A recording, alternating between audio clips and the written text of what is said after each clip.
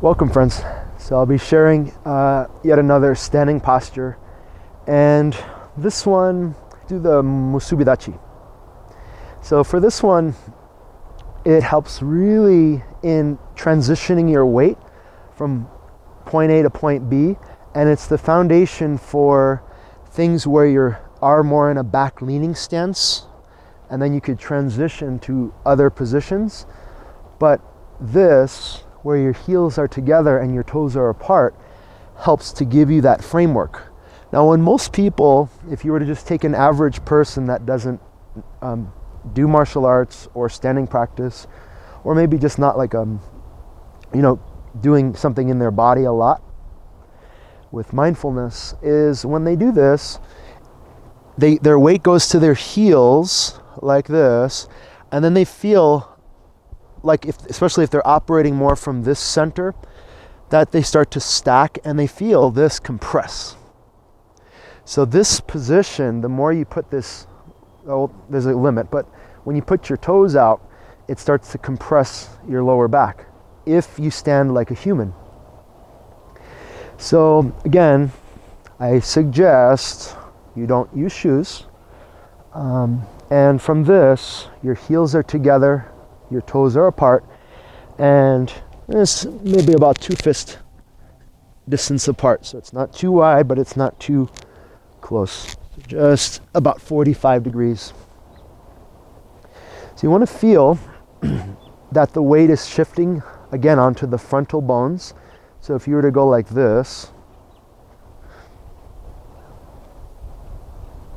you're going to feel where the weight is. You'll feel a little bit more through here.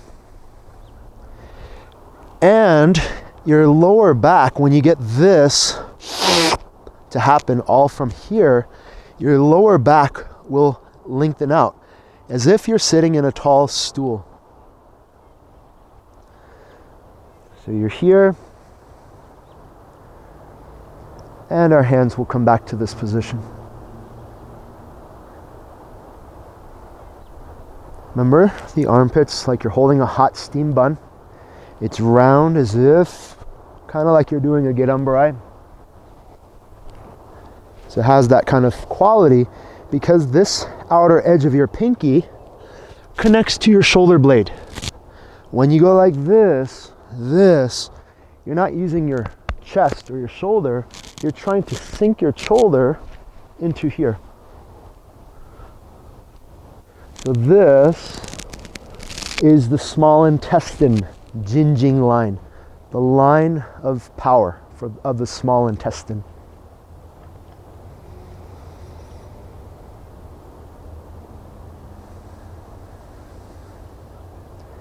As I mentioned, when you get this, it's going to feel like your legs are pulling up even more than they were here.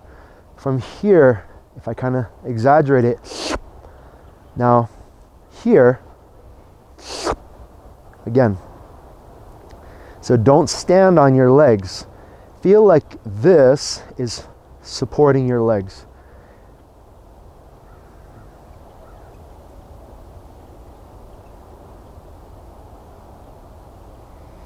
Now today we'll play with a different tongue position. The place that we've been playing with in the very front is connected to your heart, also to the frontal bone of the head. Now you're going to put your tongue all the way to the very back, not to the roof, but to the back. And you'll feel kind of a soft region. That connects to the occipital region and the kidneys. So these 2 points, and when your tongue goes back there, that will increase the circulation.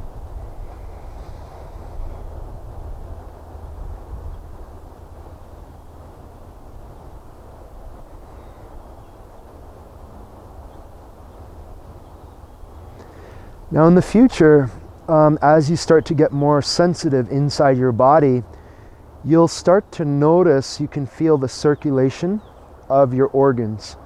You'll start to become more aware of what's going on inside of you. And some of you know, like acupuncture is taking a pulse and you can feel the organs, the circulation from the organ based on that. Now you can actually start to feel it yourself. You'll know if one organ needs more circulation or if it has too much, and how to aid that process using the 5-element theory.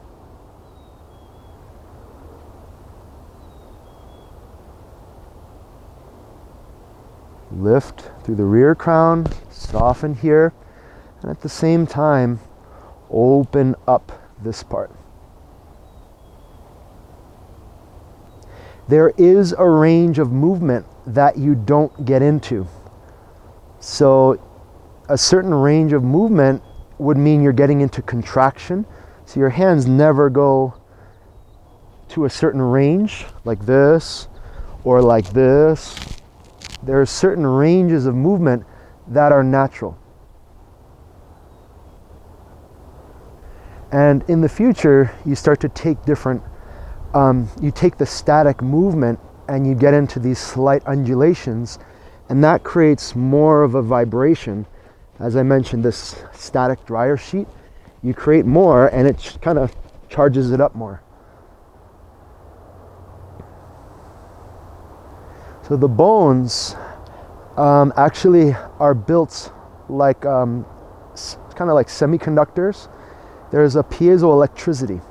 So by putting undulating, opening, closing the joints, you can actually charge the bones, and this helps with bone density.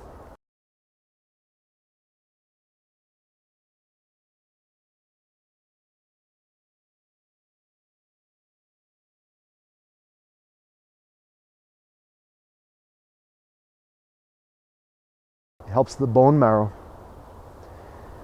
Usually around the age of 30, the bone marrow, by the edges of the long bones, the marrow starts to thin out. And so by stretching, you have greater influence into the bones through intention. It takes a way longer time to train your bones that way than it does by conditioning, which a lot of times I see the full contact people, they're always doing the conditioning. So it's an external means of hitting your bones against something, and it comes at the expense a lot of times of creating joint pain. That's why in the Taoist system is using herbs so that it decreases the inflammation and it goes more clearly into the bones. And there's a process into how that is done. But if you want a much greater benefit to the bones, more powerful, the standing practice teaches you using intention. And in the future, there's actually different colors that you breathe into the bones. This is a Tibetan system, and it closely marries to the secret methods that were utilized in China. So there's a washing system for the colors, and then there's a rebuilding phase for the colors.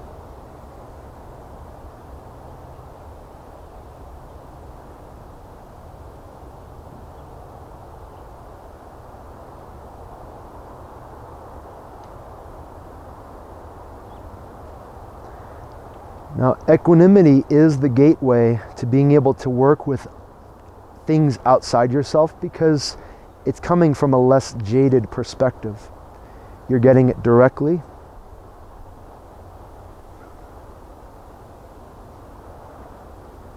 So, I guess the analogy, if I was to say, if you've eaten unhealthy food that was not prepared in a healthy way your whole life, and then you had that perspective, first kind of going on a fast or something of that nature, and then cleansing your palate on a deeper level would give you a greater clarity to seeing something with a greater perspective. So the senses become intimately married and inform your experience. And if that's jaded in any way, then it's hard to work with those things, because it's like putting mud into the water.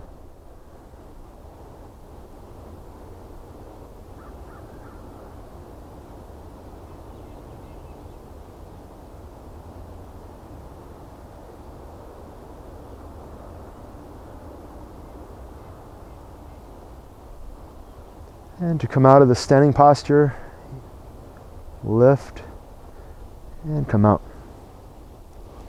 Oos.